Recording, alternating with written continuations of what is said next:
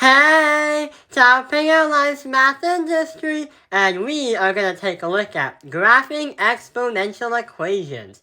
So, we've been learning about exponentials in the past, what they are, how they work, and also how they apply to the real world. But sometimes mathematicians like to visualize how that stuff works. So, what we're going to try to do is try to graph this equation right here. But hang on, this kind of equation follows some kind of format, and the format is going to help you understand how to graph it. So, there is a strategy that we can use to help us get to our answer without having any mistakes. So strategic that we actually split the strategy in two.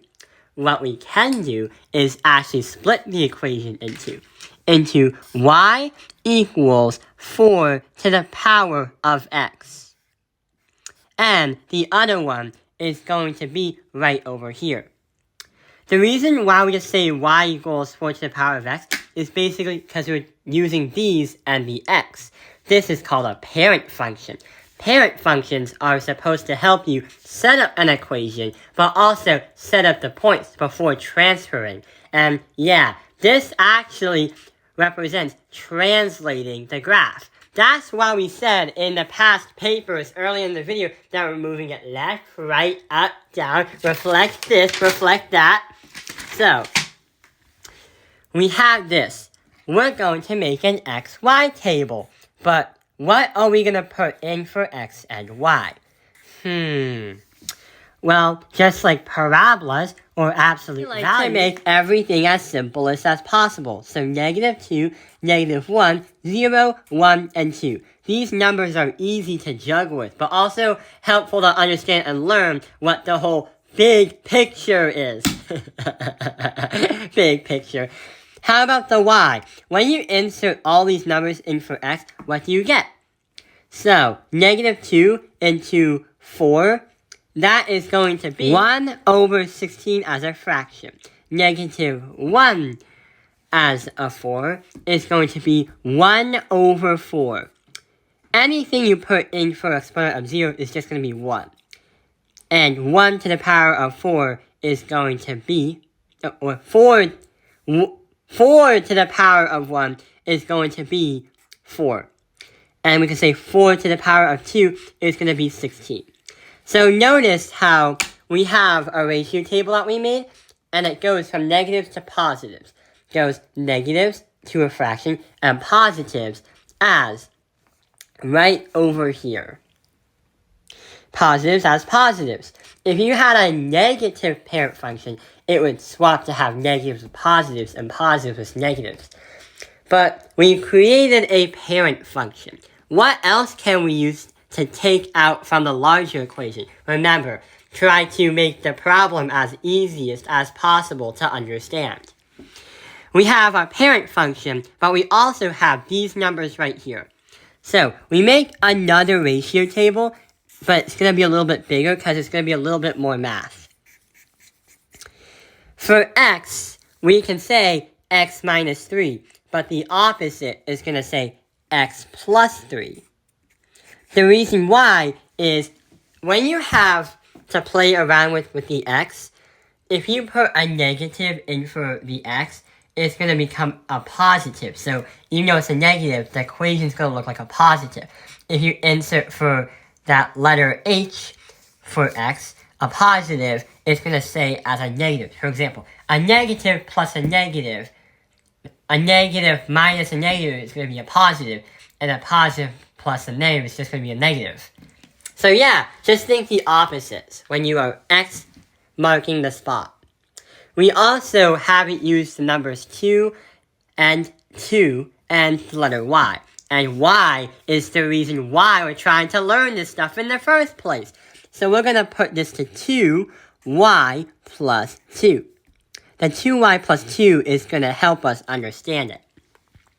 So, the parent function we made over here, and this crazy confusing ratio table. What we're going to do is these points that we got right here, we're going to transfer them over to this ratio table so we could translate it to get our points on the graph. Get started.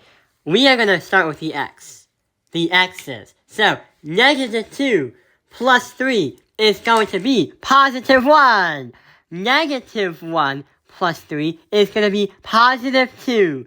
0 plus 3 is going to be 3.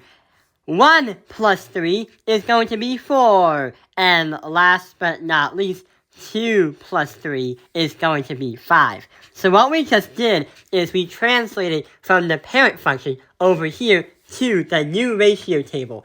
What we have right here is going to be our new coordinates. So, the y part of the new ratio table is going to be a bit more complicated because sure enough, yeah, it has fractions. But don't worry, we can keep it as a fraction, not some crazy decimal.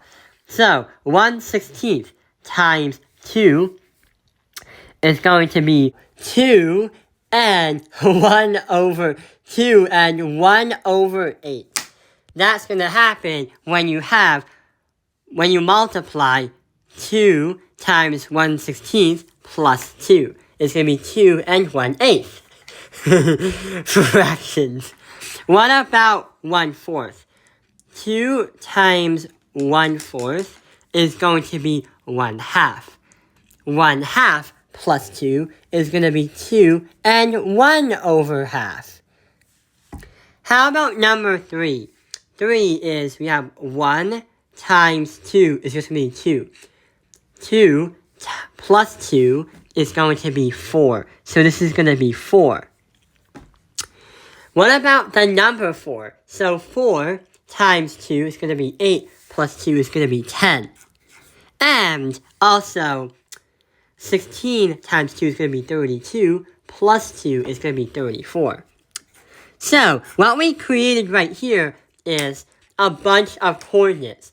And if you were to actually graph them on the graph, then it would create something that would look like a sickle.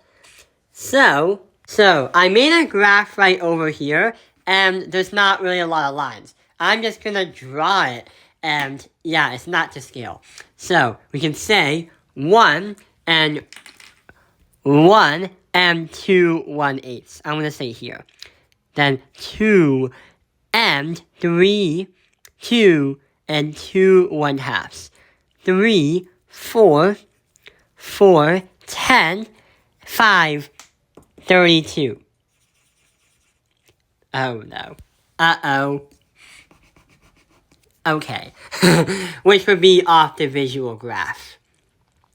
But we're not done yet. Before we start to show the computerized version of the graph, there are 2 more things. Take a look at the number 2. Can you guess why I just put some kind of blue line under the number 2? Yeah, the number 2 is called an asymptote.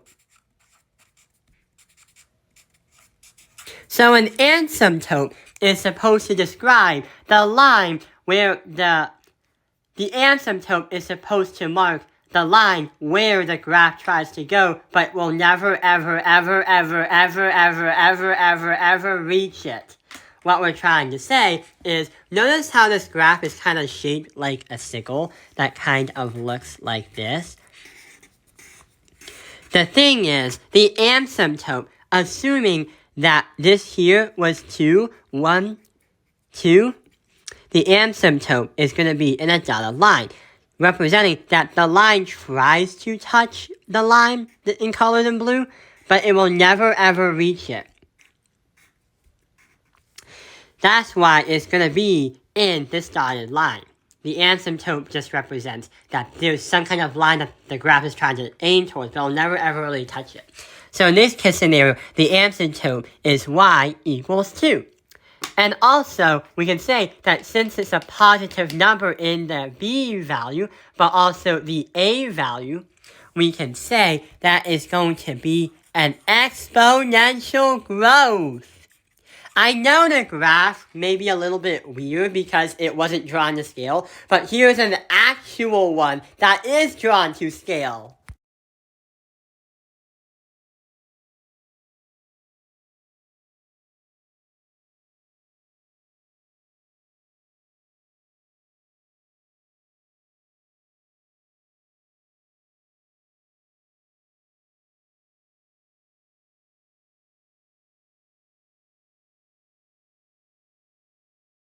We're not done yet. Sometimes your math teacher wants you to describe how this all works without actually doing all this math.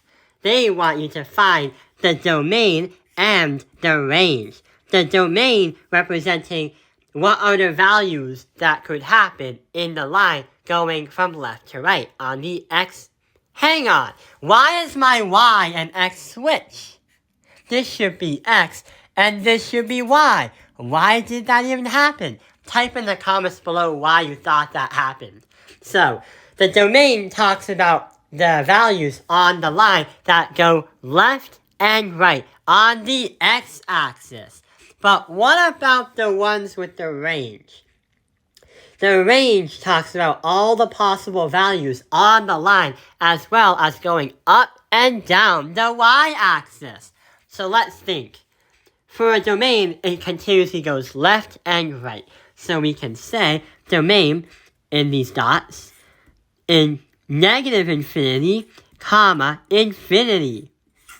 Self-explanatory, because it just keeps going on left and right forever. What about the range, though? Why can't we just say negative infinity, but then positive 2?